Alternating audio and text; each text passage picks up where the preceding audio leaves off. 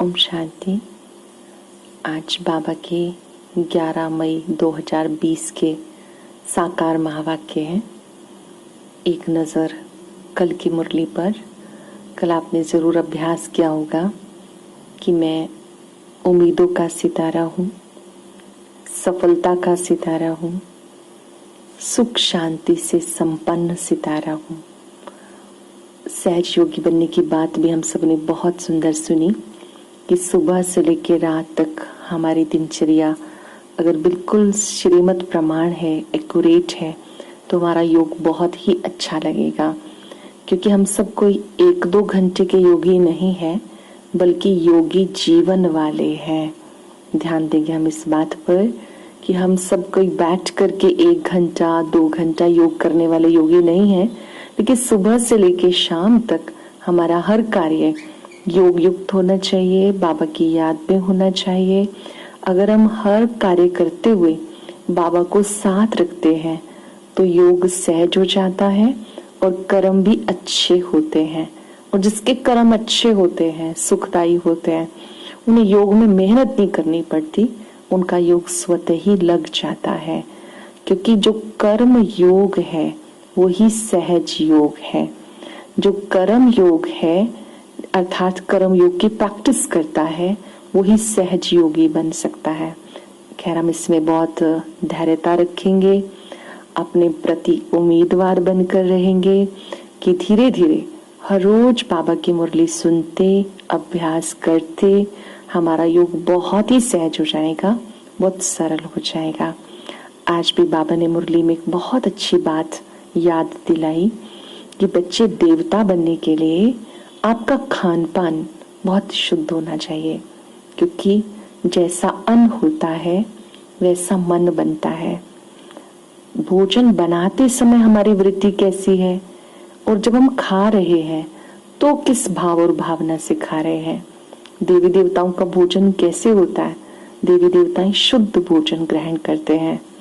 तो हम सबको यहाँ पर अभ्यास करना है कि भोजन याद में बनाना है और जब खाना है तो उसको प्रसाद समझ के खाना है, साइलेंस में खाना है और सात्विक आहार लेना है, तामसिक भोजन ग्रहण नहीं करना। और एक और बड़ी अच्छी बात जो आज बाबा ने हम सबको मुरली में याद दिलाई कि बच्चे इस समय कोई भी परिस्थिति में घबराओ मत। कितनी भी प्रॉब्लम्स आए सब ठीक हो जाएगा। हर परिस्थिति का कोई ना कोई समाधान है, हर समस्या का कोई ना कोई समाधान है। कोई भी परिस्थिति आ जाए, आप याद करो कि हमने इसे अनेक बार पार किया है, नया कुछ नहीं है, सब कल्प पहले वाला रिपीट हो रहा है। जैसे कोई कार्य हमने पहले 10 बार किया, 15 बार किया तो हम कहते हैं मैंने पहले किया हुआ है। जैसे हमने अनेक बार इस माया को जीता है, विकारों को जीता है, तो हमें जरा भी दिल शिकस्त नहीं होना है। ये याद करना है कोई भी दृश्य हमारे लिए नया नहीं है, हमने अनेक बार इसे पास किया है। और हमारे साथ स्वयं सर्वशक्तिवान भगवान है। जिसके साथ भगवान है उसकी जीत निश्चित है। तो बाबा के साथ से, कल्प पहले की स्मृति से हमें संतुष्ट मणि बनना है। कोई भी दृश्य देखते हुए असंतुष्ट नहीं होना है। बाबा ने कहा, मीठे बच्चे, तुम इन आंखों से जो कुछ देखते हो सब पुरानी दुनिया की सामग्री है। जो कुछ देखते हो सब पुरानी दुनिया की सामग्री है, ये समाप्त होनी है। इसलिए इस दुख धाम को बुद्धि से भूल जाओ। कलयुगी दुनिया को बाबा कहते दुख धाम है, इसको बुद्धि से भूल जाना है। कुछ ने मनुष्यों ने बाप पर कौन सा दोष लगाया, लेकिन वो दोष किसी का भी नहीं है। मनुष्यों ने बाप पर कौन सा दोष लगाया, लेकिन वो दोष किसी का भी नहीं है। जाने अनजाने कभी कभी हम दोष दे देते हैं ना, तो वो कौन सी बात है जो दोष के रूप में आती है। बाबा ने कहा, इतना बड़ा जो विनाश होता है मनुष्य समझते हैं भगवान ही कराता है, दुख भी वो देता है, सुख भी वो देता है। बहुत बड़ा दोष लगा दिया। बाबा कहते, बच्चे, मैं सदा सुखदाता हूँ, मैं कभी किसी को दुख नहीं देता हूँ। जाने अनजाने लोग क्या ही देते हैं, सुख दुख वो ही देता है जी, सब कुछ उसने दिया। लेकिन परमात्मा सुख का रास्ता बताते हैं, वो कभी किसी को दुख नहीं देते हैं। तो हमें उस पर दोष नहीं डालना, जो निर्दोष है उसके ऊपर दोष नहीं डालना। अगर मैं विनाश कराऊं तो सारा पाप मेरे सिर आ जाए, वो तो सब ड्रामानुसार होता है, मैं नहीं कराता हूँ। ड्रामानुसार विनाश होता है, बाबा कहते मैं नहीं कराता हूँ, मैं कभी किसी को दुख नहीं देता हूँ। गीता रात की राही थक मत जाना, सुबह की मंजिल दूर नहीं। ओम शांति। बच्चों को सिखाने के लिए कई गीत बड़े अच्छे हैं। कोई कोई गीत ऐसे होते हैं ना, सुनते बहुत शक्ति सी आ जाती है। ये गीत बहुत सुंदर है, रात की राही थक मत जाना, सुबह की मंजिल दूर नहीं। ऐसे गीत जो भी हैं ये हम सबको अंदर से कुछ जगाते हैं, हमें हमारे अंदर एक जागृति लाते हैं। गीत का अर्थ करने से वाणी खुल जाएगी। बच्चों की बुद्धि में है हम सभी याद की यात्रा पर हैं, रात की यात्रा पूरी होती है, अब भक्ति मार्ग की रात पूरी होती है। आधा कल्प रात की यात्रा करके अब हम उतरते आए, फिर से हम दिन की यात्रा पर जा रहे हैं। ये यात्रा एक ही बार करते हैं। ये जो रूहानी यात्रा है, याद की यात्रा है, दिन में जाने की यात्रा है, हम एक बार करते हैं। तुम जानते हो याद की यात्रा से हम तमो प्रधान से सतो प्रधान बन जाते हैं, सतयुग के मालिक बन जाते हैं। बाबा कहते अब तुम बच्चे मुझे याद करते हो, याद से ही तुम आत्माएं पावन बनती हो। और कुछ बोल नहीं सकते, सिर्फ याद रखो शांति धाम हम आत्माओं का घर है, सुख धाम स्वर्ग की बादशाही, और यह दुख धाम। 3 धाम है जहां हम बैठे हैं कलयुगी दुनिया, दुख धाम। इसे छोड़कर अब हम चाहेंगे शांति धाम, परम धाम को शांति धाम कहते हैं। फिर बाबा से छुट्टी लेके हम सतयुग में आएंगे, उसको कहते हैं सुख धाम। तो बाबा कहते हैं तीनों ही धाम तुम बच्चे जानते हो। ये दुख धाम रावण राज्य है। बाबा कहते हैं इस दुख धाम को भूल जाओ। जिस दुनिया में हम रह रहे हैं, इसमें रहते हुए भी बुद्धि से इससे डिटैच हो जाना है, बुद्धि से अपने आप को उपराम कर लेना है। बाप कहते हैं भले यहाँ रहते हो परंतु बुद्धि में रहे। इन आंखों से जो कुछ देखते हैं सब रावण राज्य है। इन शरीरों को देखते हैं, ये भी सारी पुरानी दुनिया की सामग्री है। सारी सामग्री इस यज्ञ में स्वाहा होनी है। स्वयं परम पिता परमात्मा ने प्रजापिता ब्रह्मा के द्वारा ये यज्ञ रचा है, रुद्र ज्ञान यज्ञ। इस यज्ञ में सारी सामग्री स्वा हो जाने, जो कुछ हम देखते हैं बाबा कहते नष्ट हो जाना है। ये पतित ब्राह्मण लोग यज्ञ रचते हैं और उसमें तिल जो आदि डालते हैं, सामग्री स्वाहा करते हैं। यहाँ तो विनाश होना है। ऊंचते ऊंच है बाप, पीछे है ब्रह्मा विष्णु शंकर। सबसे ऊंचा शिव बाबा, फिर ब्रह्मा विष्णु शंकर। बाबा ने जो यज्ञ रचा है इसमें तिल जो की सामग्री नहीं डालनी, बल्कि अपनी कमी कमजोरियां स्वाहा, क्रोध स्वाहा, लोभ स्वाहा, मोह स्वाहा। ये अच्छा यज्ञ है जो बाबा ने रचा है। व्यर्थ संकल्प भी हमें स्वाहा कर देने हैं। बाबा कहते बाबा तुम बच्चों को नई दुनिया के लिए तैयार कर रहे हैं। अगर कोई कहे भगवान विनाश कराता है तो उस पर दोष आ जाए, इसलिए सब ड्रामा में नूंद है। ये बेहद का ड्रामा है जिसको कोई जानते नहीं, रचता और रचना को कोई जानते नहीं। ना जाने के कारण निधन के बन गए। कोई धनी है नहीं, कोई घर में बाप नहीं होता और आपस में लड़ते झगड़ते हैं तो कहते हैं ना तुम्हारा कोई धनी धूड़ी नहीं है क्या। अभी तो करोड़ों मनुष्य हैं, इनका कोई धनी धूड़ी नहीं है। नेशन आपस में लड़ते रहते हैं, एक राष्ट्र दूसरे राष्ट्र से लड़ता रहता है। एक ही घर में बच्चे बाप के साथ, पुरुष स्त्री के साथ लड़ते रहते हैं। दुख धाम में अशांति। ऐसे नहीं कहेंगे बाप कोई दुख रचते हैं, बाबा ने कोई दुख धाम नहीं रचा। याद रखिए परमात्मा ने इस सृष्टि को सुखधाम बनाया, स्वर्ग बनाया। धीरे धीरे हम आत्माएं पार्ट प्ले करते करते सुखधाम से दुखधाम में आ गई।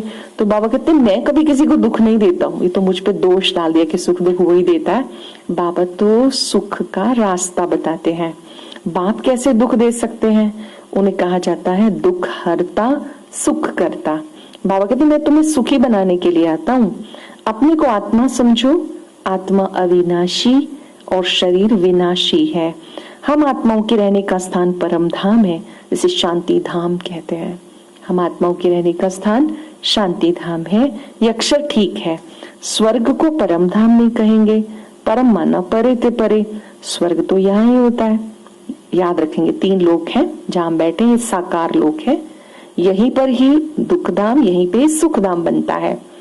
मूल वतन को शांति धाम कहते हैं, परम धाम को सुख धाम नहीं कहेंगे।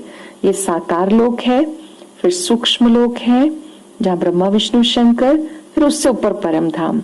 मूल वतन है परे ते परे, जहां आत्माएं रहती हैं। सुख दुख बाप नहीं देते हैं।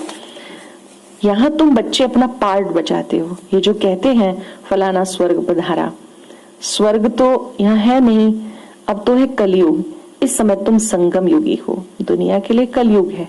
जिन्होंने परमात्मा को पहचान लिया, उनसे संबंध जोड़ लिया, जीवन परिवर्तन कर लिया, उनके लिए संगम युग है। संगम युग कैसा है? मौजों का युग, प्राप्तियों का युग, अपनी श्रेष्ठ तकदीर बनाने का युग। तो संगम युग चल रहा है। बाबा कहते हैं एक ही घर में एक ज्ञान में चलता है वो संगम युगी, दूसरा नहीं चलता है वो कलयुगी, तो खिटपिट हो जाती है। एक ज्ञान में चले दूसरा ना चले, विचार मैच नहीं करते हैं तो कई बार आपस में खिटपिट हो जाते। तो वहां हमें डरना नहीं, हिम्मतहीन नहीं बनना है, हमें अपना कर्तव्य करते रहना है। बाबा ने कहा एक ही घर में बच्चा जानता है हम संगम युगी पुरुषोत्तम पवित्र देवता बन रहे हैं, लेकिन बाप कहते हैं बच्चे पवित्र बनो। अभी की पवित्रता 21 जन्म चलेगी। ये रावण राज्य ही खलास होना है। जिससे दुश्मनी होती है उसकी एफिजी जलाते हैं, रावण को जलाते हैं। दुश्मन से कितनी घृणा होनी चाहिए। पर रावण है कौन? रावण कोई व्यक्ति नहीं, 5 विकार रावण है। रावण को दशानन दिखाते हैं। दशानन का अर्थ क्या है? 5 विकार नर के, 5 विकार नारी के। बाबा कहते किसी को पता नहीं रावण कौन है। बाबा समझाते मनुष्य को जलाने के लिए इतना खर्चा नहीं करते। स्वर्ग में तो ऐसी कोई बात होती नहीं, वहां तो बिजली में रखा और खत्म। वहां ये ख्याल भी नहीं रहता कि उनकी मिट्टी काम में आए। वहां की रस्म रिवाज ऐसी है जो किसी को कोई तकलीफ या थकावट नहीं होती है, इतना सुख रहता है। सत्युगी दुनिया की रिवाज कोई भी ऐसी नहीं है कि जिसमें किसी को दुख पहुंचे या थकावट हो। बाबा कहते वहां पर तो सुख रहता है। बाबा कहते माम एकम याद करने का पुरुषार्थ करो। ये याद करने की ही युद्ध है। आप प्रैक्टिस करते हो तो माया बहुत तंग करती है, याद करने में माया बहुत परेशान करती है। मुरली सुनने में इतना नहीं करेगी क्योंकि आप डायरी पेन लेके बैठे हैं, मेन पॉइंट्स लिख रहे हैं, रिवाइज कर रहे हैं। लेकिन जब योग करते हैं तो इधर उधर बुद्धि जाती है। डरना नहीं, ये हमारी युद्ध है माया के साथ। बाबा समझाते मीठे बच्चे अपने ऊपर अटेंशन का पहरा देते रहो। अपने ऊपर attention, no tension but attention. माया कहीं नाक कान काट ना दे क्योंकि वो दुश्मन है। तुम बाबा को याद करते हो, माया तूफान में ले आती है। बाबा कहते हर एक को सारे दिन का चार्ट लिखना चाहिए। मैंने कितनी देर बाबा को याद किया, कहां कहां पे मेरा मन भागा। डायरी में नोट करो कितना समय बाबा को याद किया। माया भी देखेगी ये तो अच्छा बहादुर है, अपने ऊपर अच्छा टेंशन रखते हैं, पूरा पहरा रखना है। अब तुम बच्चों को बाबा अपना परिचय देते हैं। हम कितने तकदीरवान हैं कि गॉड ने खुद आके अपना परिचय दिया। क्या परिचय दिया? कि उनका नाम है सदाशिव। रूप कैसा है? ज्योति बिंदु। गुण क्या है उनके? ज्ञान के सागर, शांति के सागर, प्यार के सागर। कलयुग के अंत में संगम पर्व आते हैं, पतितों को पावन बनाने का कार्य करते हैं। बाबा कहते मैंने तुम्हें अपना परिचय स्वयं दिया। कहते भले अपने घर बार संभालो, परिवार संभालो, बस मुझे याद करो। कितनी सुंदर बात। ना तो घर छोड़ना है, ना परिवार छोड़ना है, ना कारोबार छोड़ना है। सब कुछ करते हुए बाबा कहते मुझे याद करो। ये कोई सन्यासियों की तरह से नहीं है, ये तो बाप स्वयं आके तुम्हें राजयोग सिखाते हैं। राजयोग सिखाने वाला एक भगवान है। अब तुम बच्चे संगम पर हो, इस संगम युग को भी याद करना है। हम संगम युग पर हैं, कितना अच्छा श्रेष्ठ युग है। अभी हम संगम युग पर सर्वोत्तम बन रहे हैं। बाबा कहते मैं जो हूं जैसा हूं, मुझे कोटों में कोई पहचानते हैं। आत्माओं का पिता मैं बिंदी हूं, मेरे में सारा ज्ञान है। तुम्हें भी पहले ज्ञान नहीं था कि मैं आत्मा बिंदी हूं, बाबा ने समझाया कि तुम आत्मा बिंदी हो और तुम्हारे में 84 जन्मों का अविनाशी पार्ट है। श्री बाबा ने आके याद दिलाया। हम सब तो भूल गए थे ये कहानी, लेकिन बाबा को फिर से आके याद दिलाना पड़ा कि आप आत्माएं पहले देव कुल में आई, वहां अपने 8 जन्म लिए, फिर त्रेता युग में आई, वहां के 12 जन्म लिए, द्वापर में आपने 21 जन्म लिए, कलयुग में 42 जन्म लिए, एक संगम युग का। तो आपने 84 जन्मों का पार्ट बचाया। आत्मा अविनाशी है, शरीर विनाशी है। अनेक बार आपने ये खेल खेला है। बाबा कहते यहाँ पर तुम बच्चे इन बातों को अच्छी रीति समझते हो, लेकिन माया बुद्धियोग टिकाने नहीं देती है। सबको ये कार्य देना है कि बाप को याद करो, पैसा आदि कुछ भी यहाँ लेना नहीं है। वो समझते हैं ये राखी बांधने के लिए आए, कुछ देना पड़ेगा। कोई भी त्योहार आता है तो अलौकिक तरीके से मनाया जाता है। जैसे रक्षाबंधन का त्योहार आता है तो बहनें भाइयों को राखी बांधती हैं, भाई खर्ची देते हैं, तो सेंटर वाली बहनें भी सबको राखी बांधती हैं, चाहे कोई भी हो। तो कोई सोचते हैं कि हमें इनको पैसा देना होगा। बाबा कहते हैं यहाँ कोई पैसे की बात नहीं है, खर्चे की बात नहीं है। हाँ, विकार हमें दान में दे दो। आपको जो भी कमी कमजोरी परेशान कर रही है वही आप खर्ची के रूप में दे दो। पैसा कौड़ी कुछ भी लेने का नहीं। समझते हैं ये राखी बांधने आते हैं, कुछ देना पड़ेगा। बोलो हमें तो कुछ नहीं चाहिए, सिर्फ 5 विकारों का दान दे दो। ये दान लेने के लिए हम आए हैं, इसलिए पवित्रता की राखी बांधते हैं। बाप को याद करो, पवित्र बनो तो देवी देवता बन जाएंगे। बाकी हम पैसा कुछ नहीं लेते हैं। हम वो ब्राह्मण नहीं है। ब्राह्मण एक है जो जाति से ब्राह्मण है, जो कुक वंशावली है। हम मुख्य वंशावली ब्राह्मण, जिन्हें द्विज कहा जाता है, जिनका दूसरा जन्म हुआ, जन्म परिवर्तित हो गया। तो हम कोई वो ब्राह्मण नहीं है कि कथा करेंगे और उसके बदले में दक्षिणा लेंगे। नहीं, हम सबसे जो दक्षिणा लेते हैं वो विकारों की लेते हैं। अपनी कमी कमजोरियों को हमें दे देना है। 5 विकारों का दान दो तो ग्रहण छूट जाए। अभी कोई कला नहीं रही है, सब पे ग्रहण लगा हुआ है। तुम ब्राह्मण हो ना, जहां भी जाओ बोलो दे दान तो छूटे ग्रहण। पवित्र बनो, विकार में कभी नहीं जाना। बाबा को याद करते रहेंगे, विकर्म विनाश होंगे और तुम फूल बन जाएंगे। तुम ही फूल थे, फिर कांटे बन गए, फिर से तुम्हें फूल बनना है, फिर से देवी देवता बनना है। ये बेहद का खेल है। अभी पता चला जो देवी देवताएं थे वो कैसे वाम मार्ग में चले गए। वही जो देवी देवताएं थे जन्म पुनर्जन्म लेते नीचे आ गए। इसलिए कहते हैं आपे पूज्य आपे पुजारी। वाम मार्ग विकारी मार्ग को कहते हैं। दिखाते हैं सागर से देवताएं रत्नों की थालियां भर कर देते थे। वास्तव में ज्ञान सागर बाप है जो तुम्हें ज्ञान रत्नों की थालियां भर के दे रहे हैं। ज्ञान सागर शिव बाबा हैं जो हमारी ज्ञान रत्नों से थालियां भर रहे हैं, ज्ञान रत्नों से झोली भर रहे हैं। कहते शंकर के लिए भांग धतूरा पीता था, फिर उसके आगे जाके कहते हैं भर दो झोली, हमको धन दो। देखो शंकर की भी कितनी गुलामी कर दी कि वो भांग पीता था, धतूरा खाता था। शिव अलग है, शंकर अलग है, हम सबने अच्छी तरह से समझ लिया। शिव परम पिता हैं जो ज्योति स्वरूप है। शंकर जी जिनके हाथ में त्रिशूल है उनको आकारी देवता दिखाते हैं। त्रिशूल निशानी है कि वो संहारकारी है। बाबा कहते हैं ऐसे कहीं कहीं देवी देवताओं की भी ग्लानि दिखा दी, जैसी दृष्टि वैसी सृष्टि बना दी। फिर भी होगा, इस नाटक को कोई भी जानते नहीं है। ये बेहद का नाटक है। इस नाटक को अच्छी रीति समझना है। गाय ना ब्रह्मा सो विष्णु, विष्णु सो ब्रह्मा। ये जो ब्रह्मा है यही सतयुग में विष्णु बनते हैं। कैसे बनते हैं? जैसे पहले भी हमने सुना, ये ब्रह्मा वाली सोल सतयुग में पहले श्री कृष्ण बनती हैं, स्वयंवर के बाद वो नारायण कहलाते हैं। लक्ष्मी नारायण विष्णु जी का ही रूप है, तभी उनको 4 भुजाएं दिखाते हैं।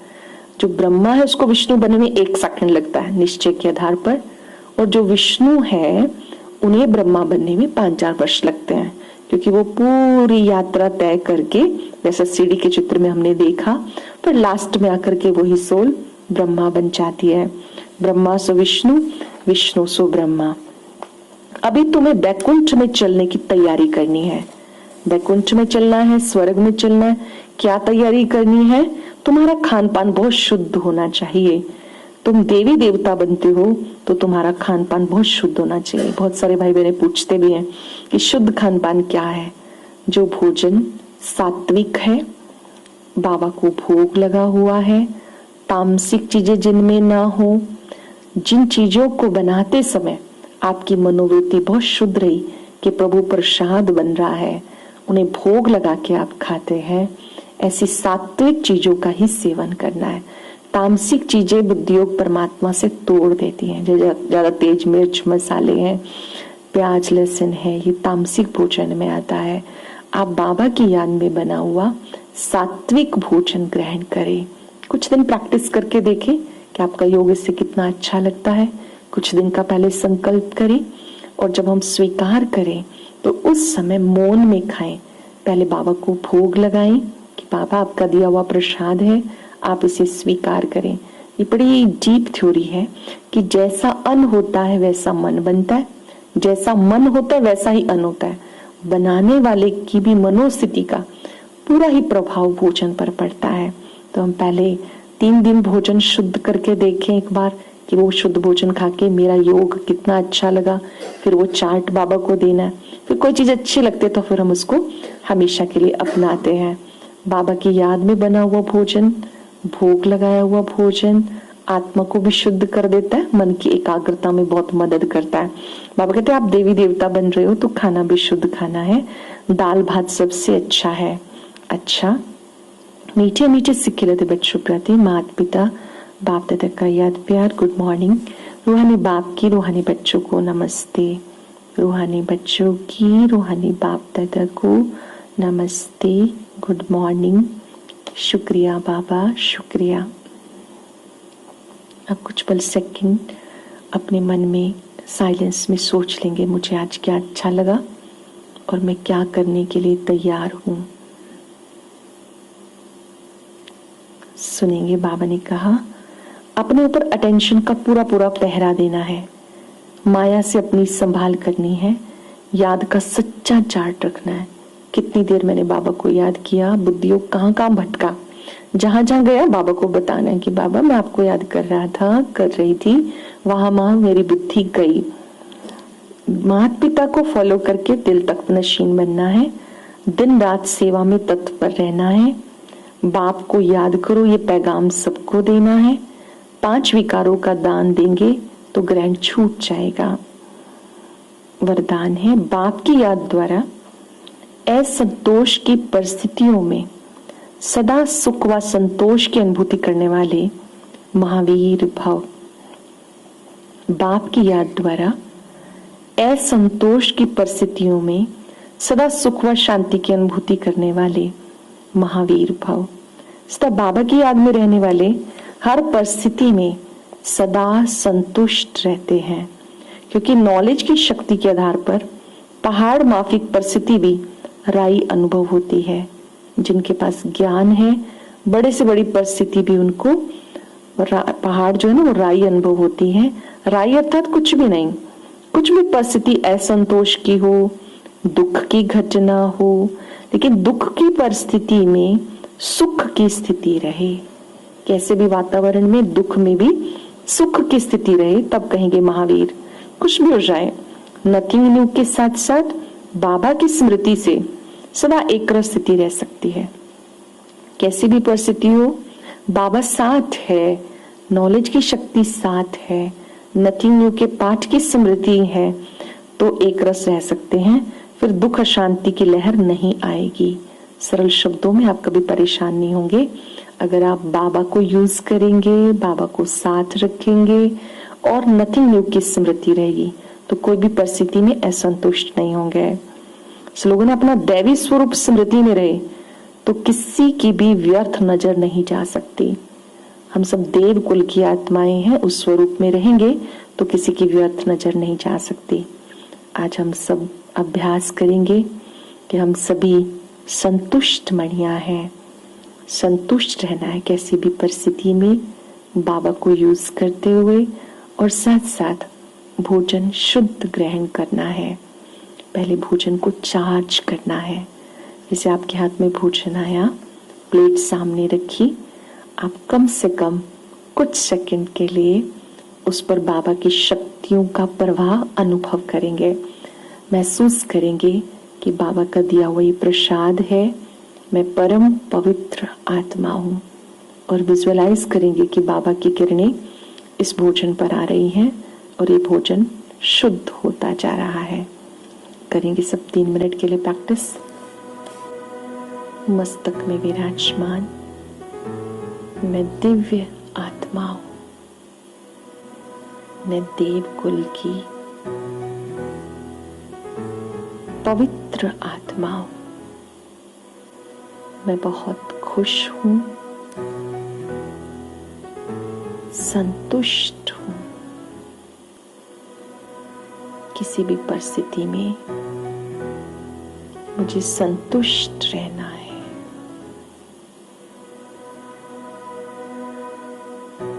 मेरे बाबा मेरे साथ हैं। मेरा हाथ कल्याणकारी के हाथ में है। मैं संतुष्ट मणि हूं। अपने मस्तक से प्रकाश दूर दूर तक फैलता अनुभव करें।